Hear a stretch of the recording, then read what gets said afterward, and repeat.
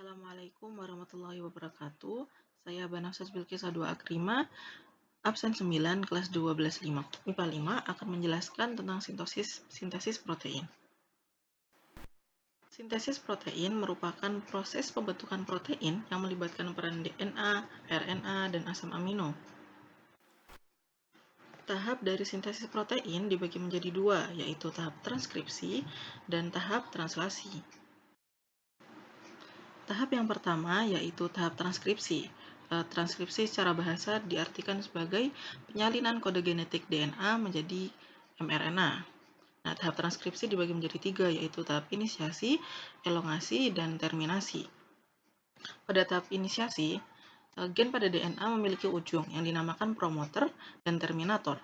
RNA polimerase bergerak dari terminator ke promotor untuk memecah DNA. Selanjutnya, pada tahap elongasi, setelah sampai di promotor, RNA polimerase kembali menuju terminator.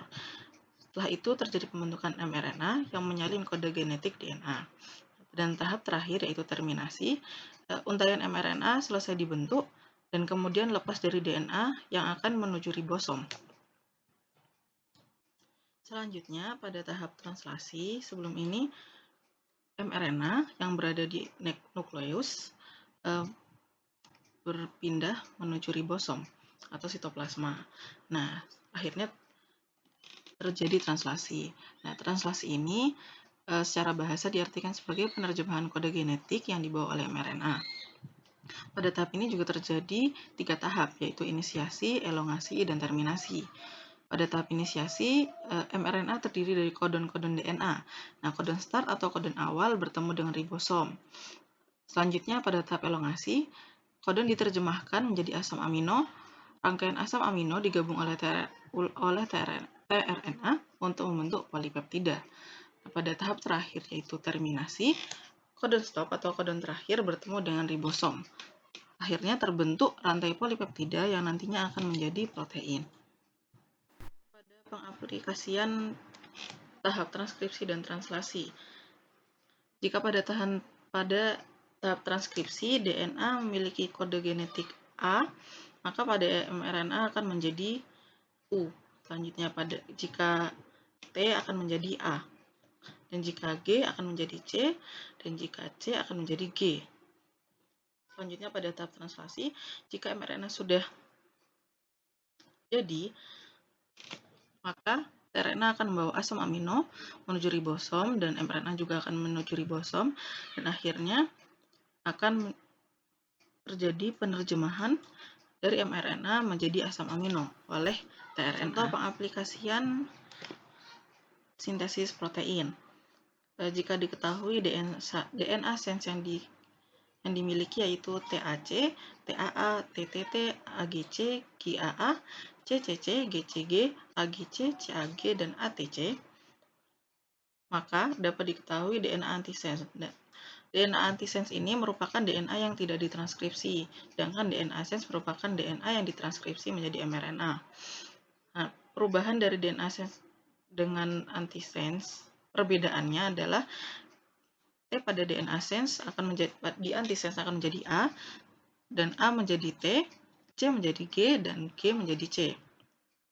Sehingga dapat dihasilkan yaitu pada DNA antisense ATG, ATT, AAA, TCG, CTT, GGG, CGC, TCG, GTC, TAG. Selanjutnya, mRNA.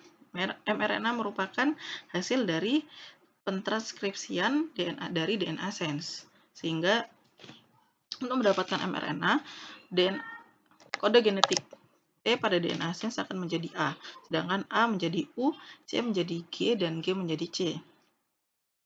Maka akan dihasilkan pada mRNA yaitu AUG, AUU, AAA, UCG, CUU, GGG, CGC, UCG, GUC, dan UAG.